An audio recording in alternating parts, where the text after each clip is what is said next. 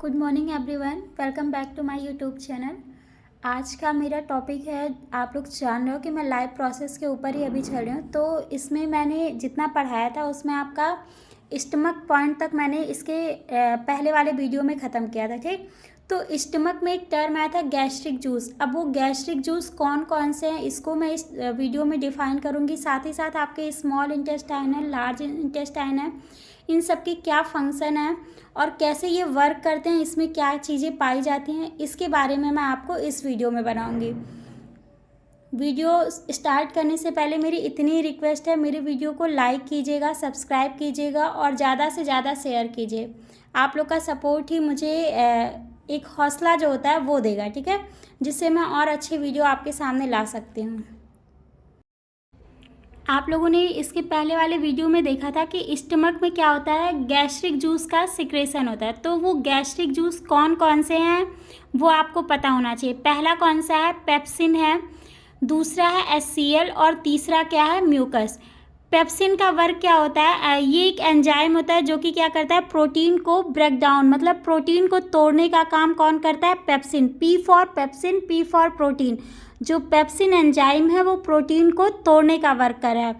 HCl आप लोग बहुत अच्छे से जानते हो, केमिस्ट्री आप लोगों ने पढ़ा होगा केमिस्ट्री में कि HCl आपका क्या होता है, एक स्ट्रॉन्ग एसिड होता है जो कि आपके स्टमक को क्या प्रोवाइड करता है, एसिडिक मीडियम प्रोवाइड करता है।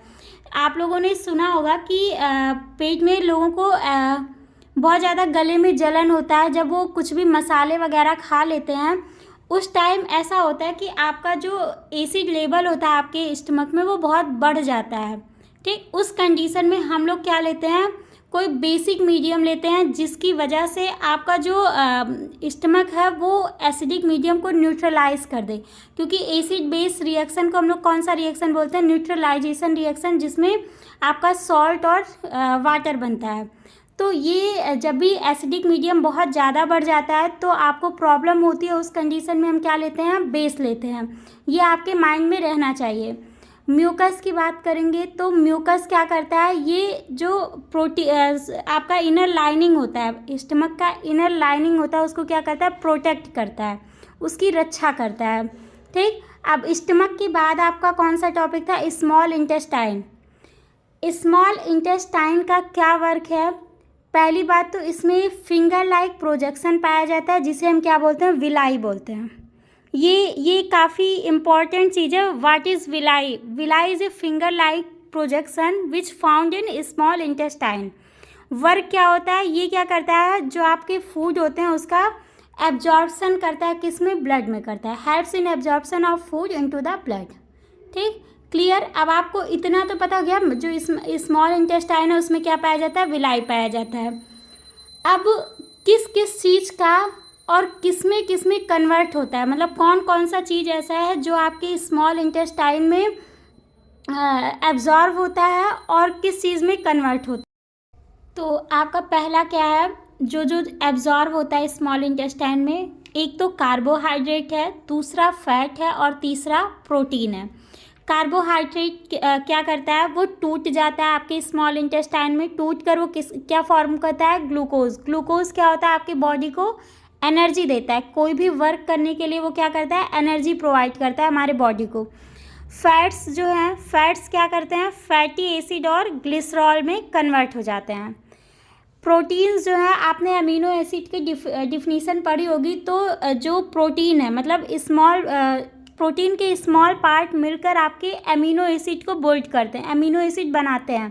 ठीक, तो जो प्रोटीन है वो क्या करेगा, अमीनो एसिड का फॉर्मेशन करेगा।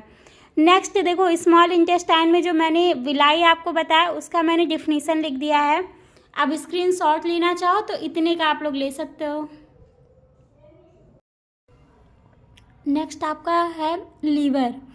लीवर से क्या सीक्रेट होता है, आपका बाइल जूस। ठीक, बाइल जूस जो होता है वो, उसका वर्क क्या होता है, वो जो लार्ज फैट के ग्लोब्यूल्स जो होते हैं उसको इमल्सिफिकेशन प्रोसेस जिसे कहते हैं, उसके द्वारा वो क्या करता है, छोटे छोटे ग्लोब्यूल्स में कन्वर्ट करता है। अब बात आपका यहाँ पे क्या आ गया, एक टर्म इमल्सिफाई। अब इमल्सिफाई क्या होता है, देखो, इमल्सिफाई एक प्रोसेस होता है जिसमें ऐसे लिक्विड जो एक दूसरे में सॉल्युबल ना हो, मतलब एक दूसरे में घुले ना, ईजली, बिना किसी अदर के इन्वॉल्व हुए, उस प्रोसेस को हम लोग क्या बोलते हैं, इमल्सिफिकेशन। मतलब कोई दो लिक्विड है जो एक दूसरे से घुल नहीं रहा है, ठीक है, उनको घोलने के लिए, सेमी सॉलिड लिक्विड फॉर्मेशन करने के लिए जिस प्रोसेस का हम यूज करते हैं उसे इमल्सिफिकेशन बोलते हैं। क्लियर।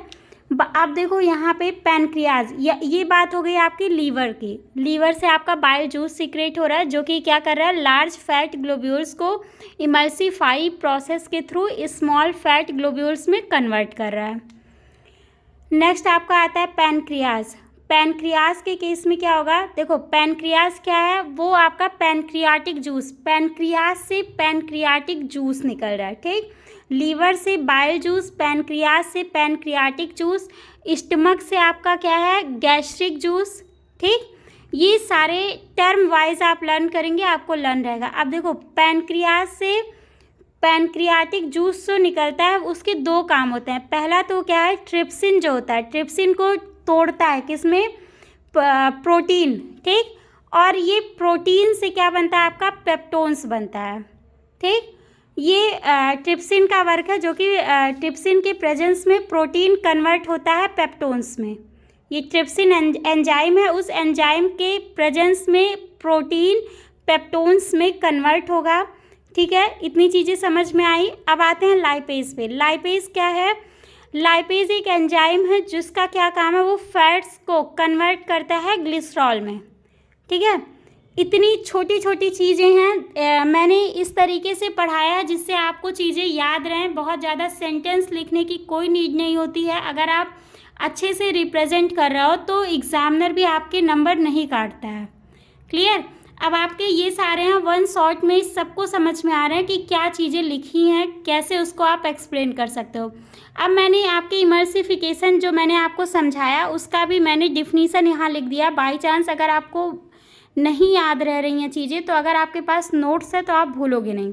क्या है, the process of breakdown of large fat globules. ये इस टर्म में मैंने आपका बताया इमल्सिफिकेशन का जो यहाँ पे जिस टर्म में डिफिनीसन बनेगा उस टर्म में मैंने आपको बताया, ठीक। The process of breakdown of large fat globules into smaller fat globules by bile juice, ठीक। बाइल जूस के प्रेजेंट में लार्ज, मतलब बाइल जूस के थ्रू या उनके प्रेजेंट में लार्ज फैट ग्लोब्यूल्स को स्मॉल फैट ग्लोब्यूल्स में कन्वर्ट करने के प्रोसेस को इमल्सिफिकेशन कहते हैं। क्लियर है इतना? स्क्रीनशॉट लेना है तो ले लीजिए। स्मॉल इंटेस्टाइन के बाद आपका लार्ज इंटेस्टाइन आता है जिसका मेन जो फंक्शन होता है वो क्या होता है, जितने वाटर होता है, मतलब एब्जॉर्ब एक्सेस, हमारे बॉडी में जो वाटर होता है उसका एब्जॉर्बसन कौन करता है, हमारा लार्ज इंटेस्टाइन। फिर उसके बाद लास्ट आपका आता है कौन सा, एनएस आता है, ठीक। एनएस का क्या काम होता है, जो भी आपके वेस्ट मटेरियल होते हैं उसको बॉडी से रिमूव करने का काम कौन करता है, एनएस। फिर नेक्स्ट प्रोसेस आपकी बॉडी में, ये तो आपका डाइजेशन वाला प्रोसेस ख़त्म हो गया, रिस्पायरेशन आता है। रिस्पायरेशन क्या होता है, ये आप लोग जानते होंगे कि ऑक्सीजन, मतलब आप सांस ले रहे हो, ठीक। सांस लेने के लिए, ऑक्सीजन लेने के लिए, कार्बन डाइऑक्साइड बाहर निकालने के लिए भी हमारे बॉडी में एक पर्टिकुलर सिस्टम होता है, ठीक। उस सिस्टम को हम क्या बोलते हैं, रिस्पायरेटरी सिस्टम। उस रिस्पायरेटरी सिस्टम का जो मेन ऑर्गन होता है वो होता है लंग्स, ठीक।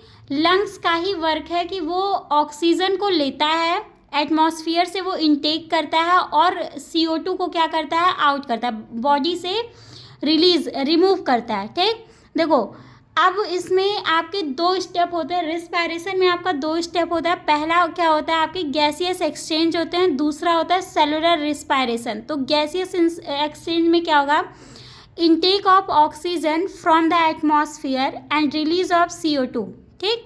इसका जो गैसियस एक्सचेंज में हम क्या करेंगे, गैसों को एक्सचेंज कर रहे हैं, मतलब ऑक्सीजन को ले रहे हैं, कार्बन डाइऑक्साइड को छोड़ रहे हैं। इस प्रोसेस को हम क्या बोलते हैं, ब्रीथिंग, ठीक। ये ब्रीथिंग टर्म आपको याद रहना चाहिए कि जो भी ऑक्सीजन को हम लेके और CO2 को बाहर निकाल रहे हैं, तो एक तो इसको गैसियस एक्सचेंज भी बोलते हैं, दूसरा ये जो टर्म है, जो साइंस के टर्म में सांस लेने को हम क्या बोलते हैं, ब्रीथिंग बोलते हैं, ठीक।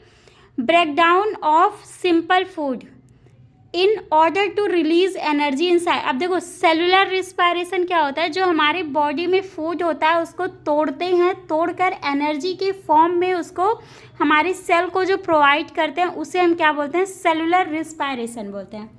ये रहा आपका लार्ज इंटेस्टाइन, मतलब पूरा डाइजेस्टिव सिस्टम खत्म हुआ। फिर रिस्पायरेशन का मैंने क्या होता है उसको डिफाइन कर दिया आपके सामने, उसकी डिफिनीसन बता दी, और उसमें 2 प्रोसेस होते हैं, 2 स्टेप होते हैं, उसको मैंने आपको यहाँ पे क्लियर कर दिया। अब इसके बाद मैं नेक्स्ट टॉपिक के साथ अगले वीडियो में मिलूँगी।